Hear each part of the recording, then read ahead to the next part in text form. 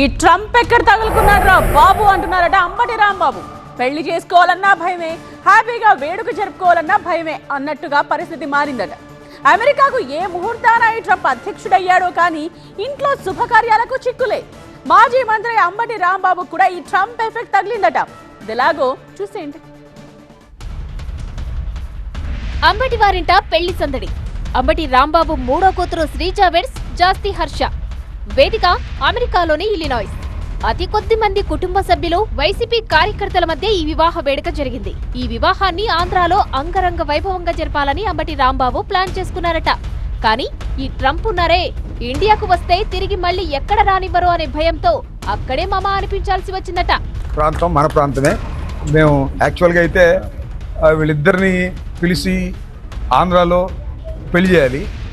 కాకపోతే ఇక్కడ ట్రంప్ వ్యవహారం తెలుసు కదా మీకు, వస్తే మళ్ళీ రాయడం ఉద్దేశంతో నేను, నా వైఫ్ సుబ్బారావు గారి వైఫ్, మేమే ప్రత్యేకంగా ఇక్కడికి రావటం, ఈ దేవాలయంలో వివాహం జరుపుకోవటం మాకు చాలా సంతోషం.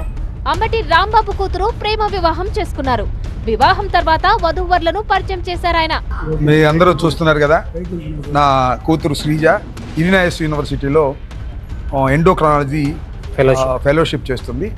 నా అల్లుడు సాఫ్ట్వేర్ ఇంజనీరు, బీచ్ బ్యాంకు పనిచేస్తాడు సార్. బీచ్ బ్యాంక్ పనిచేస్తాడు. సరే, ఇవన్నీ నాకు వివరాలన్నీ మా రత్నాకర్ అందిస్తున్నాడు. అంటే నాకు నిజంగా కూడా తెలియదు. వాళ్ళు సెలెక్ట్ చేసుకుని మ్యారేజ్ చేసుకున్నారు. చాలా సంతోషం హర్ష. మొత్తంగా ట్రంప్ ఎఫెక్ట్ తో ఎన్ఆర్ఐలు పెళ్లి చేసుకోవాలన్న ఇబ్బంది పడే పరిస్థితులు.